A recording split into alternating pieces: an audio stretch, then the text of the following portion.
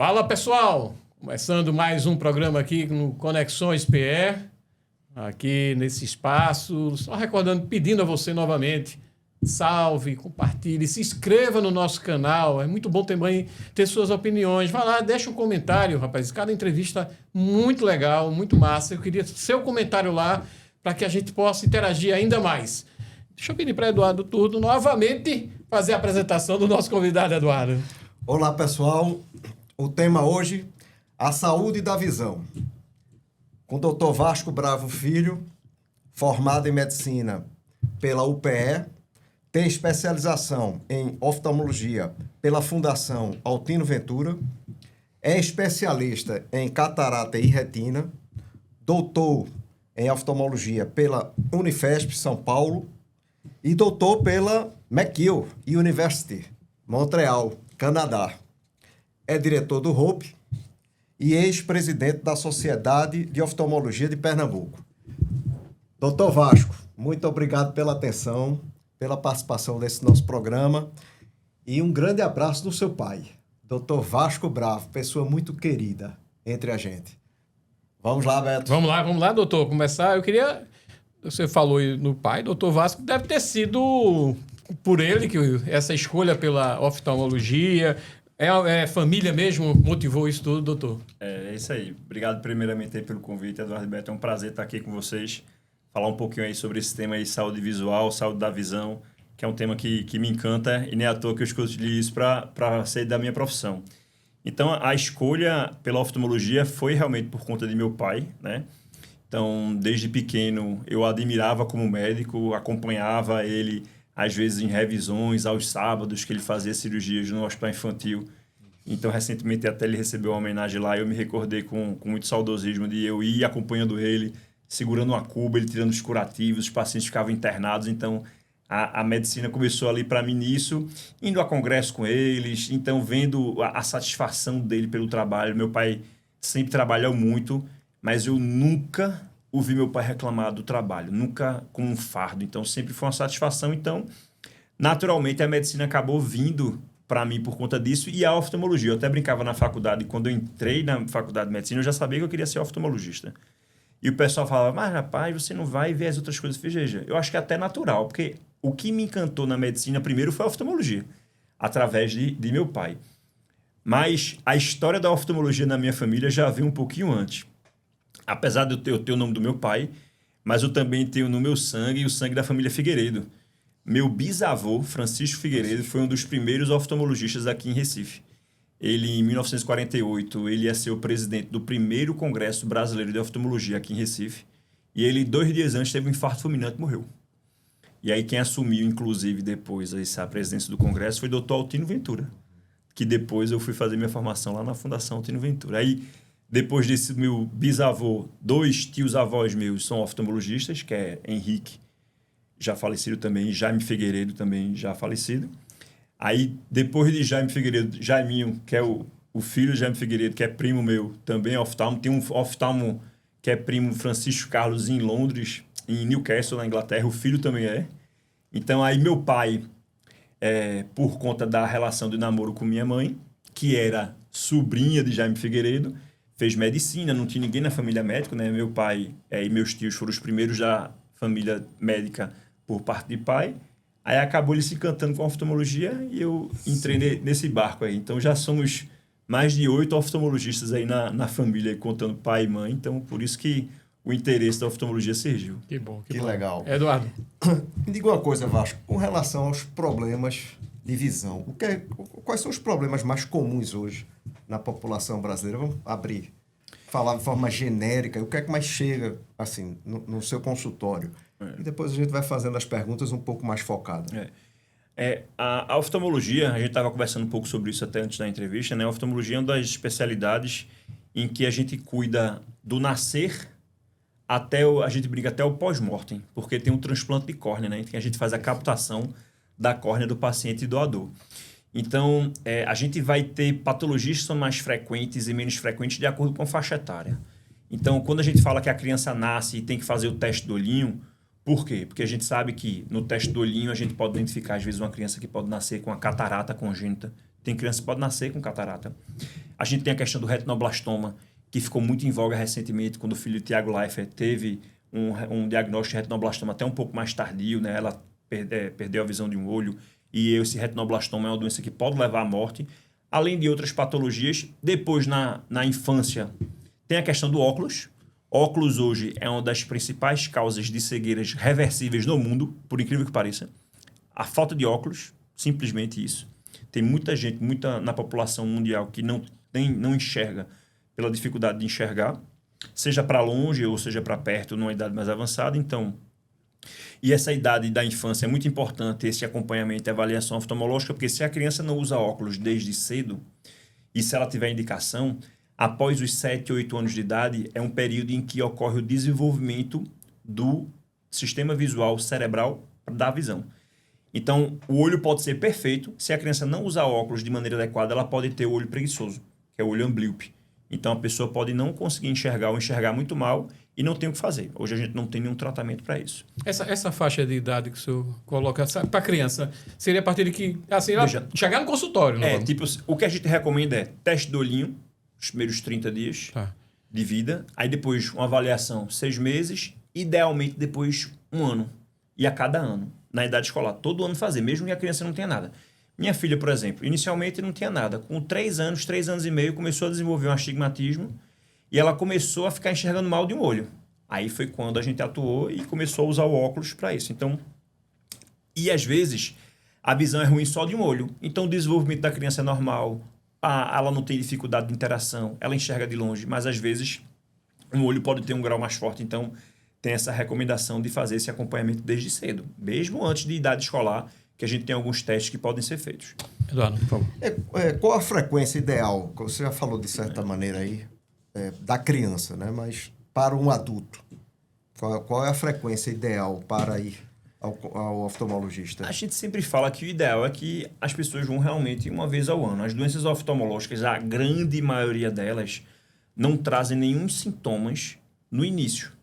Quando vem trazer alguns sintomas, às vezes você já está numa fase mais avançada, que pode levar a uma cegueira irreversível, quando a gente não tem um tratamento que consiga reverter o dano visual que foi causado. O próprio glaucoma, né? Como o glaucoma, exatamente. Sente, né? Isso, que o glaucoma hoje é uma das principais causas de cegueira irreversível. Mas também pode ser uma cegueira reversível, por exemplo, uma catarata. Hoje é menos comum, porque o acesso à cirurgia de catarata melhorou muito, mas a gente ainda pega muitos pacientes com quadro de cegueira reversível. Porque se você operar a catarata e o paciente não tiver nenhuma outra comorbidade, nenhuma outra alteração no olho, a pessoa volta a enxergar 100%. Então, a recomendação é você ir ao oftalmologista todo ano. Isso é importante, essa saúde visual ser cuidada anualmente. Eu tô devendo. Eu tô devendo. Tá, só voltando um pouquinho, que a gente focou muito aí na criança, no adolescente.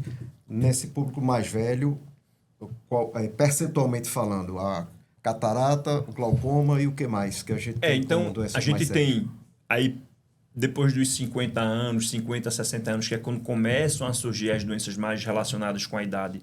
Aí você tem a catarata. O que é a catarata? É o envelhecimento natural da lente que a gente tem dentro do olho. A lente natural, ela, com o tempo, ela vai perdendo a elasticidade e vai ficando mais rígida. Por isso que a partir dos 40, a gente começa a ter dificuldade para perto. Porque essa lente também vai ficando mais rígida, além de alguns músculos que a gente tem dentro do olho não vão atuando mais de maneira tão eficaz e a gente não consegue mais focar tanto para perto. Além da catarata, diabetes.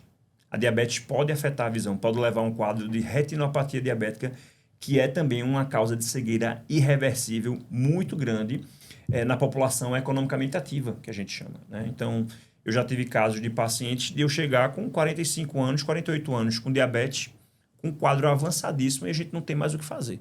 Ele chegou com a queixa de baixa visual e a gente faz, infelizmente agora a gente não tem mais o que fazer. Passou o tempo, já chegou numa fase muito tardia. O glaucoma, como você falou, né, que é uma doença que afeta o nervo óptico e um dos principais fatores de risco é a pressão ocular aumentada, mas que também não traz sintomatologia nenhuma no início. Ninguém sente absolutamente nada. Nada. E você tem a degeneração macular relacionada à idade, que é uma outra alteração na retina. Como o próprio nome fala, é uma doença que está relacionada com a idade. Pacientes de pele branca, olhos claros. Você tem uma predisposição maior do que pacientes Por exemplo, o glaucoma já é mais comum na população negra, na população afrodescendente. Mas mesmo assim, a gente ainda mais aqui no Brasil, que a gente tem uma miscigenação muito grande, são doenças que podem acontecer e que podem levar a um quadro de perda visual importante. E que o acompanhamento precoce e o diagnóstico precoce fazem toda a diferença.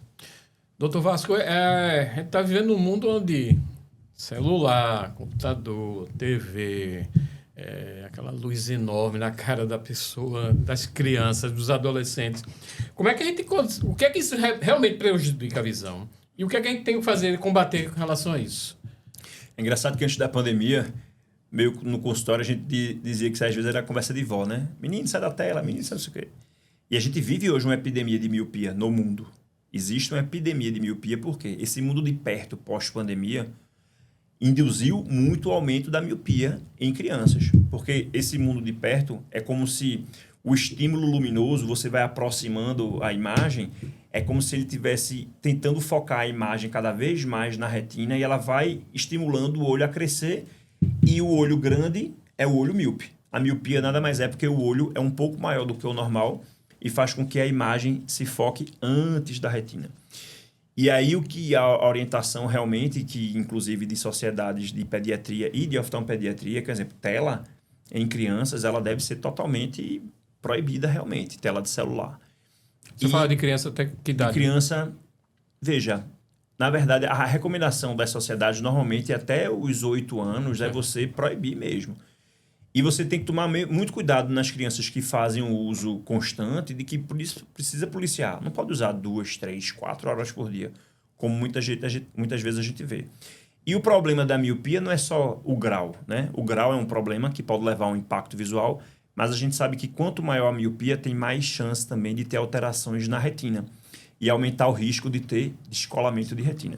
Então, hoje você já tem tratamentos. Inicialmente, os primeiros tratamentos surgiram com alguns colírios para tentar ajudar a evitar a progressão da miopia, mas hoje já existem lentes, tanto de contato como lentes de óculos de grau, que ajudam a retardar e estacionar a progressão da miopia em crianças. Então, assim, já existe um avanço na medicina nesse sentido do tipo de tecnologia. Só completando essa questão Eu, por exemplo, nunca me consegui me adaptar com essa questão da lente de contato. Eu prefiro usar realmente o óculos. Como é que está isso com relação à criança? A criança e o adolescente, eles estão mais confortáveis em estar usando a lente de contato, porque requer uma certa manutenção. Você tem um certo tem que ter um cuidado. Às vezes a gente se surpreende com adolescentes ou até mesmo crianças que têm uma destreza e um cuidado de utilizar. Mas o que eu sempre oriento e informo é que muitas vezes a pessoa diz, eu não me adapto à lente de contato. Eu fiz, alguma vez você já foi no médico oftalmologista especialista em lente de contato? Porque quando a gente vai adaptar a lente de contato, inclusive que a gente, normalmente, eu não recomendo que compre internet e tal, a gente sabe que hoje existe essa facilidade, mas por quê? Quando você vai colocar a lente de contato no olho, você precisa ver se a lente ficou folgada, se ficou apertada. Se ela ficar apertada, isso pode dar mais olho seco. Você pode ter um olho seco que quando você bota a lente de contato piora. Determinados tipos de materiais de lente de contato pode ser mais fácil, ser mais fácil de se adaptar e o paciente ter menos queixas. Lógico, a gente sabe que tem pacientes que têm alergia, que têm intolerância à lente de contato, isso realmente existe. Mas o que eu sempre recomendo é que se você tem interesse em usar lente de contato e tem essa barreira, procure um profissional especialista, às vezes ele vai orientar melhor, às vezes ele vai adaptar melhor a lente e você vai ficar super confortável e vai dizer, poxa, não sabia que era tão confortável. Com relação, veja, você já falou bem aí do uso do óculos normal, né, de grau, e com relação aos óculos escuros. A gente tem aqui uma incidência muito forte do sol. Isso. O sol prejudica a visão, em que frequência, né, e se de fato o uso dos óculos escuros, ele é um facilitador para a saúde ocular, ou não influencia tanto? A radiação ultravioleta, ela realmente tem muitos estudos e indicativos que mostram que eles podem ter mais relacionados com, por exemplo, as doenças da retina, né, que possa piorar a catarata, o pterígio, que é aquela carnosidade, aquela carne crescida, né, ela pode também favorecer o aparecimento dessas doenças. E o que a gente recomenda é que o uso de óculos de sol ele é recomendado com proteção ultravioleta. Aí já vou emendar uma pergunta que normalmente fazem. E esses óculos que a gente compra assim no meio da rua, que a gente não sabe a confiança, é perigoso, porque o que acontece? O que é que o óculos de sol nos traz? Nos traz o conforto da claridade. Tem pessoas que têm mais sensibilidade ou não à luz. Então, quando a luz bate no olho da gente, a pupila, ela fecha para poder entrar menos luz e o olho da gente ficar mais confortável. Você que tem olho claro, é fácil da gente perceber isso. À noite, seu olho, sua pupila fica bem dilatada. Por quê? Porque tem menos luz e automaticamente a pupila abre para poder entrar mais luz. Quando você usa um óculos de sol, que a gente não sabe a procedência e que ele pode não ter a proteção ultravioleta, que o importante é que o óculos tenha a proteção ultravioleta. Você está colocando um anteparo de luz, então um óculos escuro com ou sem radiação ultravioleta vai fazer com que menos luz entre no seu olho, e aí sua pupila automaticamente ela abre mais. Então, se você usa um óculos sem a recomendação de proteção ultravioleta, você está fazendo um prejuízo à sua visão em comparação a não usar óculos de sol. Porque mais radiação ultravioleta vai entrar no teu olho, porque tu está colocando um óculos de sol sem proteção, mas que está fazendo com que tua pupila abra mais. Então, vai entrar mais radiação. Então, o que a gente sempre recomenda é que quando você for comprar um óculos de sol, procure numa casa, numa ótica de confiança, em que você tenha certeza de que ali você vai estar comprando um óculos que tem a proteção ultravioleta. E aí aquelas lentes que se usa que é... Fotossensível. Fotossensível. Ela é interessante? Ela é interessante também. Ela tem... Hoje, normalmente, esses óculos de grau, quase todos, mesmo não sendo escuros, já têm proteção ultravioleta. Muitos deles já vêm com essa proteção. E aquela lente que escurece é mais pela comodidade sua de realmente ser mais confortável e você não precisa ter 2 óculos, né? Hoje em dia você tem ou a facilidade de colocar a fotossensível, que aí escurece, ou de você colocar aqueles óculos que acoplam em cima do óculos de grau. Acopla, né? Qual o limite?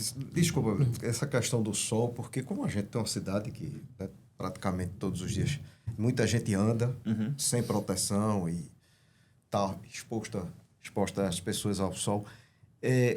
Qual o limite disso? 15 minutos, 20 minutos, 30 minutos? Não existe uma recomendação do ponto de vista oftalmológico do quanto você deve ficar ao sol. Isso é mais para dermato por conta da pele. Tá. Até porque no olho a gente nunca vai estar olhando diretamente ao sol, né? Sim. Que é um cuidado. Às vezes quando começa, vai ter eclipse solar, tal, não sei o quê, tem que tomar um cuidado danado, porque existe um problema chamado retinopatia solar, que às vezes a pessoa vai lá, olha sem proteção e ela pode causar um dano no centro da mácula, na retina, e a pessoa ficar com déficit de visão por conta disso. Se coloca aqueles filtros, aquelas coisas quando você vai observar alguma coisa, entendeu? Então, tem uns pacientes que chegam assim, doutor, quando eu olho para o sol, o olho arde muito. Eu fiz, você perdeu o que no sol para estar olhando para o sol? Para que vai olhar para o sol? Do tipo, para que olhar para o sol? É verdade. Entendeu? Então, a gente não olha diretamente, né? Então, você está num ambiente externo, você vai usar boné, vai usar óculos de sol, protetor solar, mas não existe um tempo que você possa ou não ficar. Doutor, o senhor falou anteriormente sobre identificação de sinais graves para glaucoma, para catarata, mas a degeneração macular, como é que a gente consegue detectar isso? Como é que é isso? Exame oftalmológico, né? É o que a gente sempre fala. A maior prevenção dentro da oftalmologia é você fazer a consulta com o seu médico oftalmologista, porque os quadros iniciais da degeneração, que a gente tem 2 formas de degeneração macular. Existe uma forma úmida e uma forma seca. As duas podem levar a uma forma avançada que leva a um déficit visual importante, em que o paciente pode não conseguir mais dirigir, não conseguir ler, não conseguir ver uma televisão de maneira adequada. Então, recentemente, até nas grandes mídias, foi noticiado um chip de retina, né? Que você pode implantar debaixo da retina e que a paciente voltou a enxergar. Essa paciente ela tinha uma degeneração macular relacionada à idade, forma seca avançada. Então, ela não conseguia mais ler nada. E aí, com esse chip de retina, que capta a imagem e faz o estímulo para esse chip, e esse chip vai estimular o cérebro. Porque o cérebro dela está perfeito. O problema é a comunicação entre a imagem e o cérebro, que o olho é que faz essa comunicação. Então, você tem que fazer a consulta oftalmológica. Lógico, você tem uma história familiar de degeneração macular, você tem que ficar mais atento e informar o oftalmologista, porque a gente vai ter um olhar mais detalhado, vai fazer exames complementares para isso. Mas não tem o que fazer para impedir. A única coisa que a gente tem é suplementação vitamínica. Existem algumas vitaminas específicas para quem tem uma forma intermediária ou avançada em um dos olhos. Doutor Vasco, meu pai teve degeneração macular e perdeu a visão. Eu tenho 50, 55 anos. No meu exame não tem nenhum sinal. Adianta eu tomar? Não adianta. as vitaminas para prevenção da degeneração macular relacionada à idade são só para quem tem uma forma intermediária nos 2 olhos ou uma forma avançada em um dos olhos. Essa pergunta eu iria até fazer sobre alimentação, né, e suplementação. Com relação aos nutrientes, e a gente observa muito o ômega 3, muitas propagandas em relação a esse assunto. Me corrija se eu estiver errado no nome, zeaxantina. Isso. Né, e a luteína. Luteína. Que são, nesse caso, são suplementos, né? Isso. Importantes, e acho que a vitamina A e a forma de vitamina beta-caroteno também tem sua importância na saúde da visão. Como é que você orienta assim, os seus pacientes com relação a essa alimentação e suplementação? Como a gente estava falando antes, né, por que surgiu essa história da suplementação de vitaminas para a visão? Há 20, 25 anos atrás foi feito um estudo chamado AREDS, que é um estudo relacionado às doenças visuais relacionadas à idade. E esse estudo analisou isso de maneira prospectivamente, ou seja, pegaram um grupo, deram a composição de vitaminas e pegaram outro grupo e não tomou nada ou tomou placebo. E aí viram que quem tomava uma formulação específica tinha 25% menos chance de ter a forma avançada da doença. É um percentual significativo. É um percentual significativo, é o que a gente tem hoje de prevenção. Foram ver se diminuía a chance de catarata. Não diminui. Foram ver se diminuía a chance de glaucoma. Não diminui.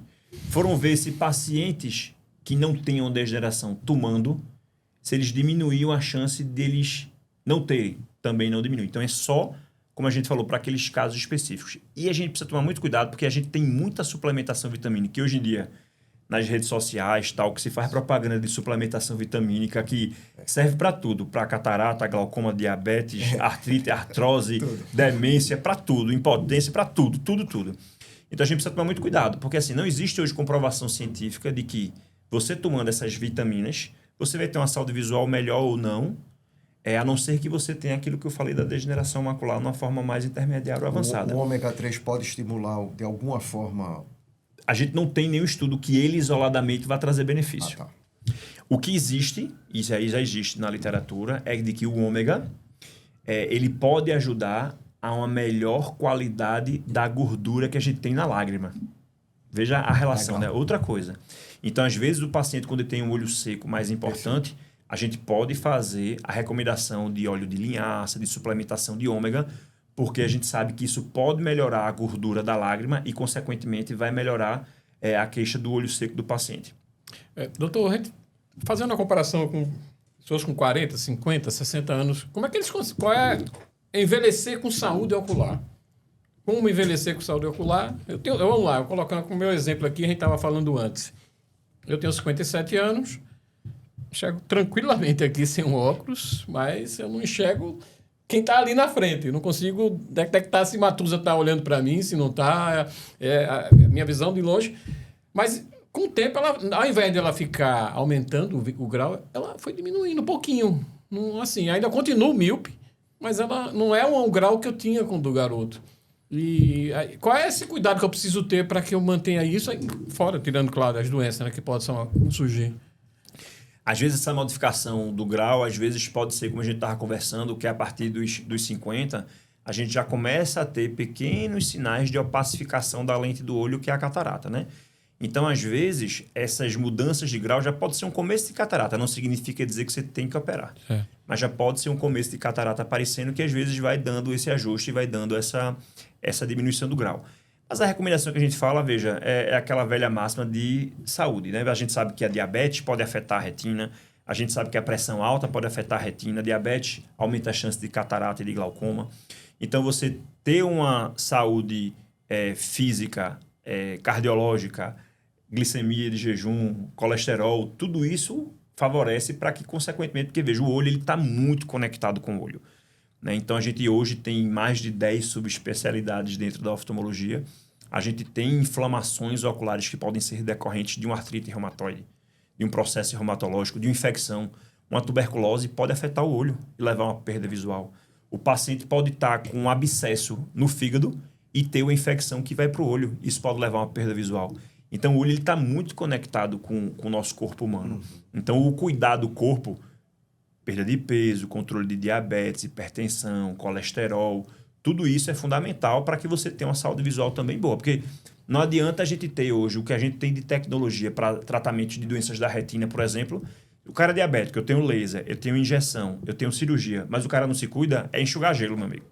É enxugar gelo. Não adianta, vai ter uma hora que eu não vou ter mais o que fazer. Né? Deixa eu só complementar aqui, aproveitando, estou fazendo uma consulta, tá, gente? Já chegaram para mim e disseram, por que tu não faz a cirurgia? Para melhorar, para você enxergar de longe. Assim, eu não sinto dificuldade nenhuma de usar óculos. Eu tenho a mesma opinião de Eduardo. Para mim, eu uso óculos tranquilamente, não tem um problema. Claro, quando você acorda, você não tem aquela visão quando você acorda, aí vou lá procurar o óculos, botar o óculos, tudo, mas é recomendável fazer essa cirurgia? Eu poderia perder essa visão de próxima? Como é que o senhor pode dizer? O que acontece? A gente tem duas situações hoje que a gente faz cirurgia para corrigir o grau. A gente tem a cirurgia refrativa, que é uma cirurgia laser, em que a gente vai mexer na córnea do paciente, que a córnea é como se fosse o vidro do relógio do olho da gente, em que a gente vai reduzir o grau, vai reduzir sua miopia. Então, por exemplo, se hoje você fizer isso e reduzir totalmente sua miopia, você vai perder essa visão de perto, porque você vê de perto por conta da miopia. O míope vê muito bem de perto, mas vê mal de longe, que é o que está acontecendo com você. E se você fizer hoje uma cirurgia refrativa, que às vezes acontece a gente corrigir só um olho, a gente deixar um olho bom para longe e o outro bom para perto. Muitos pacientes se acostumam com isso, por mais estranho que possa parecer. Mas aí é importante fazer um teste, fazer uma avaliação para ver se isso não vai atrapalhar a noção de profundidade, que aí seria uma outra alternativa para, por exemplo, você ficar sem óculos. E a outra alternativa é a cirurgia de catarata. Mas o que normalmente eu recomendo é que a gente só deva fazer a cirurgia de catarata quando a gente entender que isso está trazendo um impacto. Antigamente, a gente só operava catarata quando a pessoa estava completamente cega. Por quê? A qualidade da lente não era tão boa, a qualidade dos exames pré-operatórios não eram tão específicos e tão sensíveis, a técnica cirúrgica não era tão eficaz e segura como é hoje. Hoje em dia, a gente não espera mais o paciente com 80, 85 anos, 75 anos para poder operar catarata, não. A gente não espera mais tanto tempo, por conta de tudo isso que eu falei. A tecnologia da lente melhorou, a precisão do exame, que a gente consegue dizer, não, eu quero deixar Beto com uma visão boa para longe, para computador e perto. Eu consigo hoje fazer isso, dentro das limitações de cada paciente. A gente tem lentes que a gente coloca dentro do olho, que a gente consegue fazer a correção para a visão de longe, intermediária e perto. Mas o que eu costumo dizer é que, se a gente faz a cirurgia de catarata, por exemplo, você hoje, você pode dizer hoje que você não tem queixa nenhuma. Com óculos você enxerga super bem, de perto você tem dificuldade, você não está com nenhuma dificuldade de enxergar. Então, se a gente te examina, vê que tu já tem algum grau de opacificação do cristalino, algum grau de catarata, mas a gente não percebe nenhuma dificuldade importante na tua visão, e a gente antecipa muito a catarata, o que pode acontecer é a gente fazer a cirurgia ser um sucesso, mas você não ficar satisfeito. Por quê? Se eu for colocar uma lente dentro do teu olho para corrigir tua visão de perto, ela nunca vai ser tão boa como a sua visão de perto agora. Então, se você estivesse no meu consultório, se você estivesse com catarata, uma das primeiras coisas que eu ia dizer, Beto, ó, a gente tem como colocar uma lente dentro do teu olho que vai melhorar a tua visão de perto, que você vai ficar bem de perto sem óculos, mas não compare com a sua visão de míope, porque a sua visão de míope de perto ela é muito boa, entendeu? Então, às vezes, acontece de chegar no consultório um paciente que está com 50, 52 anos, não, doutor, eu fui lá, fiz uma cirurgia de catarata porque eu queria tirar os óculos. Mas não estou vendo bem, não está legal. Porque o que acontece? Quando a gente coloca uma lente dessa, por mais tecnologia que tenha, vai ter uma alteração do que a gente chama de sensibilidade ao contraste. Veja, a sensibilidade ao contraste do olho natural da gente é perfeita. Então, enquanto isso estiver bem, não tem por que você mexer. Agora, se eu estou com a visão de perto, de longe ruim, o óculos está me incomodando, o grau está mudando. Já, um exemplo, de repente sua miopia. Às vezes acontece, o paciente chega com miopia de 1, de repente vai para 5 graus de miopia. Ah, mas ele está vendo tudo com esses 5 graus de miopia. Mas aí já é uma miopia falsa, já é um grau falso que a catarata está induzindo, entendeu? Entendi. Então, a individualização ela é muito importante e a gente alinhar a expectativa com o paciente é muito importante para que a gente tenha esse sucesso. Mas hoje em dia, graças a Deus, a gente não tem mais aquela imagem de tipo a vozinha ou vozinho de bengalinha que vai lá para a catarata. Não, pacientes ativos que dirigem, que fazem cirurgia, que são cirurgiões, que andam de kitesurf, que surfam, que leem, que fazem tudo. A gente não espera mais essa catarata avançar tanto, até porque a catarata muito avançada, ela começa a trazer alguns riscos que a catarata, numa fase inicial, não vai trazer. risco de complicação, de danificar a córnea, de precisar fazer transplante de córnea no futuro, entendeu? Então, hoje a medicina ela é muito personalizada. Tanto que quando a gente vai fazer uma cirurgia de catarata, a gente faz um monte de exame. Porque a gente mede tudo. Mede o tamanho do olho, mede o tamanho da pupila, a curvatura da córnea, avalia a retina, vê se tem potencial de visão. Uma série de exames que a gente precisa realmente fazer para avaliar isso com clareza. Com relação ao ambiente, né? As pessoas trabalham muito tempo no ar-condicionado. Como deve-se colocar colírio diariamente, ou, sei lá, de 4 em 4 horas, 6 em 6 horas, por conta do ar-condicionado? Às vezes tem as pessoas são muito sensíveis a essa questão do olho seco por conta do ar-condicionado, não é isso? E a questão do olho seco pós-pandemia também veio muito, né? Porque a gente usa muito mais tela, né? Então, o olho seco, às vezes tem pessoas que têm um olho seco patológico. Existe uma doença chamada síndrome de Sjögren, que é uma doença autoimune, ou seja, o próprio organismo começa a criar anticorpos contra, às vezes, a glândula lacrimal. Então, a produção de lágrima diminui e o paciente tem um olho seco patológico. Mas existe o olho seco laborativo, que a gente possa dizer assim. Então, a gente está aqui no ambiente com ar-condicionado, às vezes o ar está mais direcionado para o meu olho. Dependendo do tempo que eu for ficar aqui, mesmo que eu não tenha um olho seco patológico, meu olho pode ressecar. Eu posso sentir um ardor, eu posso sentir um cansaço ao final do dia. E aí, quando isso acontece, a gente recomenda o uso de colírios lubrificantes, que a frequência vai variar. Se você tiver dentro de um avião, por exemplo, também que o ambiente é muito seco, e se o olho incomoda muito, pode usar. Aí vai depender do colírio. Tem colírio que você pode usar de hora em hora. Normalmente são colírios sem conservantes ou com conservantes especiais. Mas o uso não é que tenha que usar. Quem não usa vai causar mal? Não. Vai depender muito de cada caso e vai depender muito da queixa do paciente. Se o paciente não sente ardor, não incomoda. Por exemplo, eu estou aqui no ar-condicionado, mas não está me incomodando em absolutamente nada. Se eu for assistir uma televisão por muito tempo e eu ficar mais aficionado, a gente pisca menos. Já existem estudos que mostram que a gente pisca cerca de 6 vezes menos quando a gente está prestando mais atenção num determinado assunto ou numa determinada situação, no celular, no computador, na televisão. Então, o uso é mais recomendado quando o paciente tem algum tipo de queixa ou quando a gente examina e vê que tem alterações na córnea de olho seco, por exemplo. E a dor, completando um pouquinho, Beto, a dor de cabeça. Uhum. Né? Eu mandei fazer esses óculos.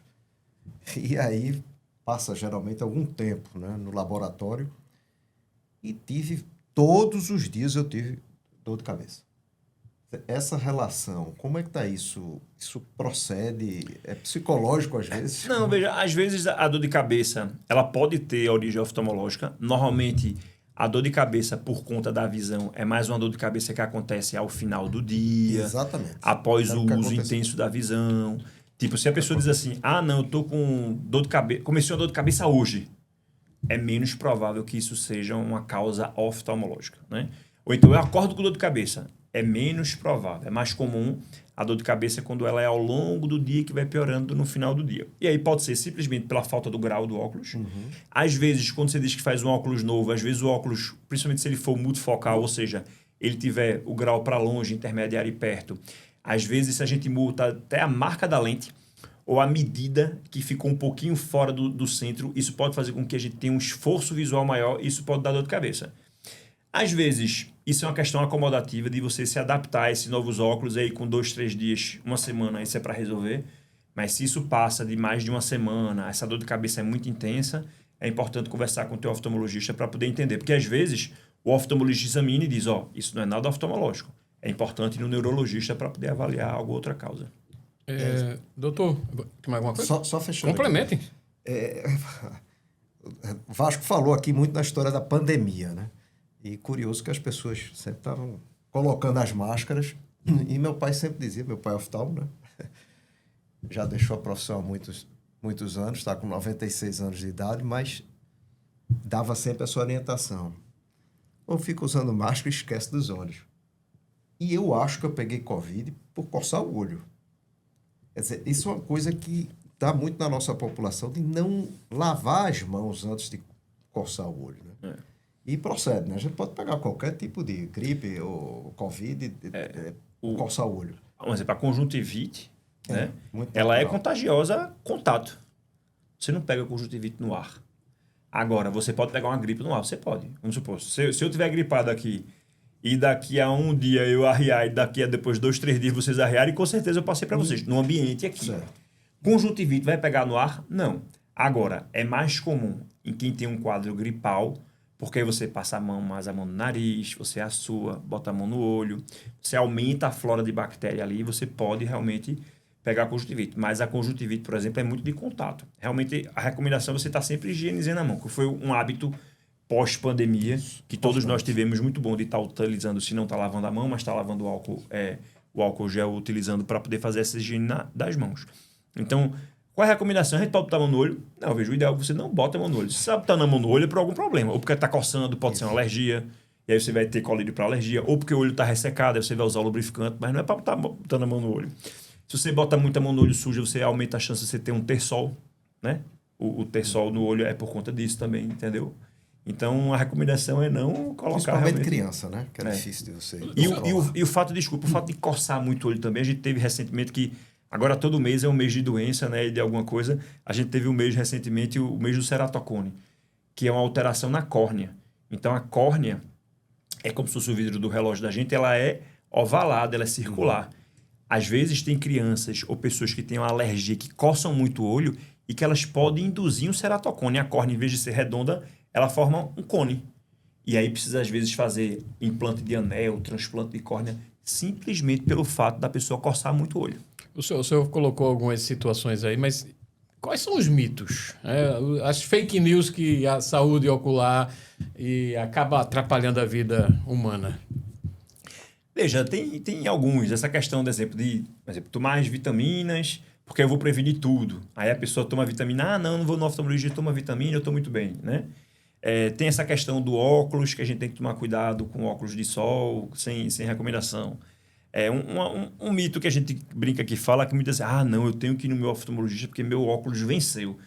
Aí a pessoa fez o óculos em novembro de 2024. Aí deu novembro de 2025, a pessoa tira o óculos e para de usar. Não, meu óculos venceu, não posso usar. Não, você pode utilizar. O que vence é a consulta oftalmológica. É o que a gente brinca em dizer, a consulta oftalmológica. Muitas vezes acontece, às vezes o paciente vem, o óculos está no bom estado, o grau não mudou, teve uma variação mínima e a gente recomenda, você pode continuar com seus óculos, entendeu?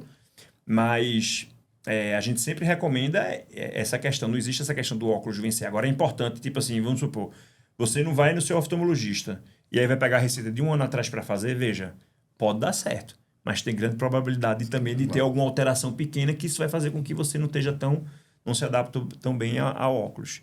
Mas outros mitos que a gente fala, né? Que você falou, que às vezes a gente atende muito em emergência, em consultório, leite de peito para tratar conjuntivite ou alguma irritação no olho. O meu menino estava com o olho remelando e tal, eu botei o leite do peito, a mãe amamentando, né? Não se deve colocar nada no olho além de colírio. Leite de peito. Até o soro fisiológico a gente fala que não é nem o ideal, porque o soro fisiológico é uma solução salina, tem sais. Então, às vezes, você fica pingando o soro fisiológico, primeiro que ele não vai estar numa embalagem que você pode acabar contaminando. Se você teve um acidente com um produto químico e tal, aí, meu amigo, você jogue água, jogue soro, o que for. Mas no habitual, você tem que usar colírio. Então, eu já peguei paciente que botava leite de peito. Já peguei paciente usando babosa, aquelas babinhas de babosa. Eu já tive um paciente, quando eu era residente na Fundação Antônio Ventura, que ele pingava gordura de galinha para tratar infecção no olho, meu amigo. Então, assim, você já vê de tudo. Outra coisa perigosíssima, que não chega a ser um mito, mas é perigosa. Álcool batido com caroço de pinha para tratar piolho. Não sei porquê, mas foi algo que nem na minha faculdade de medicina eu vi. Mas quando a gente chegava lá, chegava uma criança de meia-noite no plantão, sem conseguir abrir o olho. A gente já batia e dizia, esse menino tá com piolho. Aí a mãe olhava assustada assim. O que é que tem a ver, né? Porque fazia a mistura de álcool com caroço de pinha, aí botava no cabelo, escorria no olho. No momento inicial não causava nada, mas aquele álcool ali, quando escorria e batia no olho, causava uma queimadura e que ficava como se fosse a córnea, como se a gente tivesse em pele viva. Aí as terminações nervosas todas expostas e a criança não conseguia abrir o olho. Então, assim, nada se deve colocar no olho além dos colírios. E se você tiver algum acidente, que caiu alguma coisa no olho, aí você pode jogar água corrente e procurar uma emergência oftalmológica para avaliar se teve alguma coisa. Eduardo. Doutor Vasco, quais são as recomendações aqui para que a pessoa possa ter uma saúde da visão, fazer o preventivo? Que conselhos de fato, você daria para as pessoas que têm uma visão saudável, são jovens ainda ou estão na meia-idade, para que possa ter na sua velhice, vamos chamar assim, uma saúde ocular legal. Como a gente conversou inicialmente, né, dentro da oftalmologia, a melhor prevenção é você ir ao seu médico oftalmologista. Né? É importante que você procure um profissional habilitado, né, que é o médico oftalmologista, para fazer essas avaliações regulares, esse acompanhamento.